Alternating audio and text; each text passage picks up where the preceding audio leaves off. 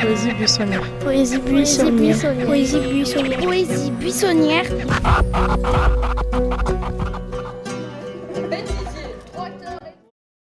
Je m'appelle David Urbach et je suis le directeur technique du Festival des Voix de la Méditerranée.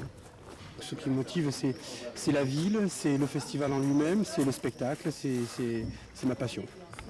Sur ce festival, il a été décidé de ne pas l'annuler, mais plutôt qu'il y ait des tribunes, des prises de parole, des interventions pendant les spectacles et des banderoles qui montreraient effectivement le mécontentement ou qui essaieraient d'expliquer au public ce qu'il se passe en ce moment et pourquoi il y a des mouvements de grève actuellement. Qu'est-ce que vous faites maintenant?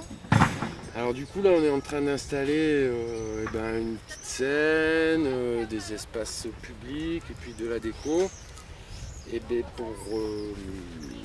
pour pouvoir commencer ce soir dans la joie et la bonne humeur, le Festival des Voix de la Méditerranée.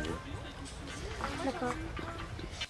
On se trouve dans le jardin de la Mégisserie, un endroit merveilleux. Et je vais vous décrire.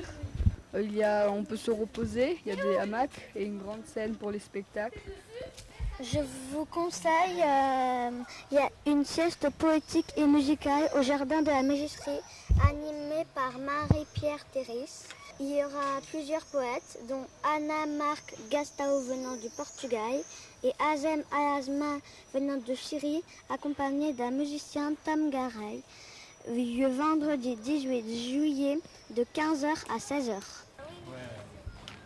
Bonne journée.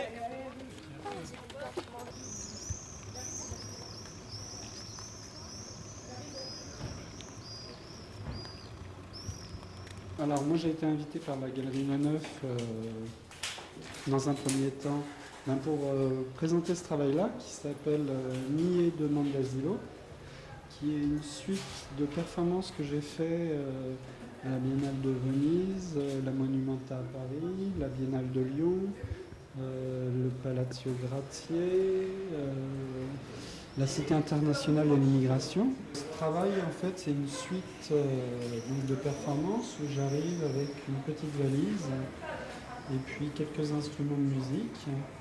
Je me faufile, je m'introduis, je m'impose et je travaille avec l'artiste qui est, lui, invité.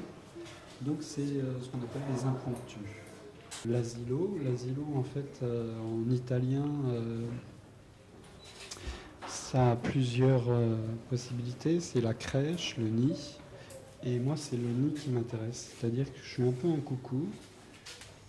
Et je viens faire mon œuf dans le nid des autres. Avec quelques petites choses, c'est-à-dire une valise, mon territoire, qui est ici, où il y a marqué « Vous êtes par là », et puis des trompettes. Et là, ce qu'on vient d'entendre, c'est une trompette déshydratée. Celle-ci, c'est une trompette à eau. Et l'autre, c'est une trompette à bulles. Alors, je vais vous lire un texte ici. Je recule parce que des fois, je crie I. Ailleurs. I. I. A. I. S. La. I. S. I. Et. O. La, is, i, o, et, o, encore la, et, la, i, s, i, la. Donc on a... Si ou là Eh ben non, tu retournes, tu leur dis au bureau du festival. Allez, on avance, on y va. On va proposer un stand de restauration. Et à côté, on va proposer aussi des jeux en rapport avec la Méditerranée et la poésie. Par exemple, on a Cyrano. Cyrano, c'est un jeu où on doit écrire des vers de poésie avec des contraintes de rimes et des contraintes de thèmes. Donc on va essayer de proposer des jeux comme ça, d'expression et de vocabulaire et de poésie. Quel est votre style d'écriture? Est-ce que vous avez un style d'écriture particulier? Je pense qu'on reconnaît ma voix dans tout ce que j'écris. C'est peut-être une réponse à qu'est-ce qu'être poète.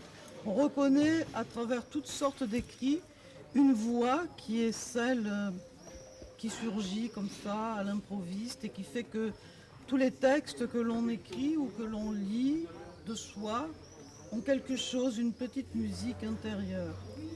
Le silence à rejoindre l'écho, seul recours face à la vague. Sa violence de plein fouet. Tu ne sais qui parle en toi, quelle voix s'insinue sous les pores, quelle parole pour dire l'inaudible qui se perd.